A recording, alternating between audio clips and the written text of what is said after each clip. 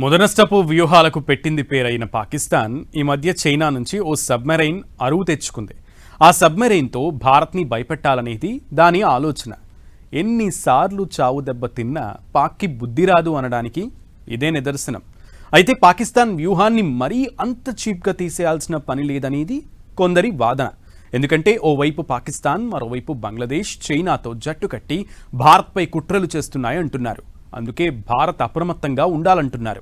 మరి నిజంగానే పాకిస్తాన్ ఫ్యూజులు తీసే ప్లాన్ ఏదైనా భారత్ దగ్గర ఉందా? Take a look. Bay of బెంగాల్లో పాకిస్తాన్ ముదనష్టపు వ్యూహం. చైనా మేడ్ సబ్మరైన్లతో భారత్ పై కుట్రకు ప్లాన్. పాక్ ఫ్యూజులు పీకడానికి మన నావీ సిద్ధమా? గత కొద్ది రోజులుగా పాకిస్తాన్, బంగ్లాదేశ్ చైనాతో కలిసి ఆయుధ ఒప్పందాలు చేసుకుంటున్నాయి. అలానే రక్షణ రంగంలో పెట్టుబడులు, ఆయుధ మార్పిడి కూడా చేసుకుంటున్నాయి. ఇవన్నీ కూడా భారత్ పై కుట్ర కోణంలోనే సాగుతున్నాయని సందేహాలు సాగాయి. అవన్నీ నిజమే అని నిర్ధారించేలా సంకేతాలు వస్తున్నాయి. ఏప్రిల్లో చైనా పాకిస్తాన్ కు ఓ సబ్మెరైన్ పంపింది. అది ఎక్స్క్లూజివ్ గా పాక్ కోసమే డిజైన్ చేసి బదిలీ చేస్తోన్న హంగోర్ తరహా జలాంతర్గామి.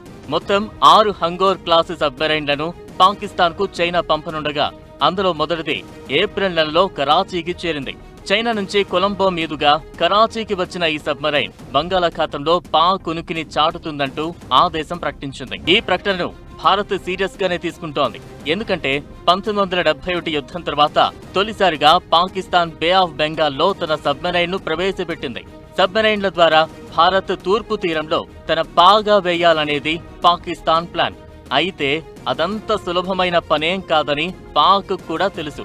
ఎందుకంటే ఐఎన్ఎస్ మహేంద్రగిరి అనే ఓ అరవీర భయంకర యాంటీ సబ్మెరైన్ షిప్ ను భారత్ సముద్ర జలాల్లోకి వదిలింది. పాకిస్తాన్ దిగుమతి చేసుకున్న చైనా సరుకు హంగోర్ క్లాస్ సబ్మెరైన్ ఎలా పనిచేస్తుందంటే ఇందులో ఎయిర్ ఇండిపెండెంట్ ప్రొపల్షన్ సిస్టమ్ ఉంది. దీంతో సబ్మెరైన్ దాదాపు 20 రోజుల వరకు సముద్రంపైకి రాకుండానే ప్రయాణం చేయగలదు. నిశ్శబ్దంగా తన పని తాను చేసుకోగలదు. అరేబియా సముద్రం దాటి బంగాళాఖాతం వైపు కూడా తమ నావికా దళ ప్రభావాన్ని చూపాలనేది పాక్ తాపత్రయం. భౌగోళికంగా పాకిస్తాన్, చైనా, బంగ్లాదేశ్ మన తీర ప్రాంతం వైపు ఒకేసారి కదలికలను పెంచితే అది భారత నావికా దళానికి పరీక్ష పెట్టేదే అవుతుంది. అందుకే ఈ సబ్మెరైన్ వ్యూహం తాలూకు ఫ్యూజులు ముందే పీకేయాలనేది ఎక్స్పర్ట్స్ మాట. భారత నావికా దళానికి ఉన్న అతిపెద్ద బలం సబ్మెరైన్ వార్ఫేర్.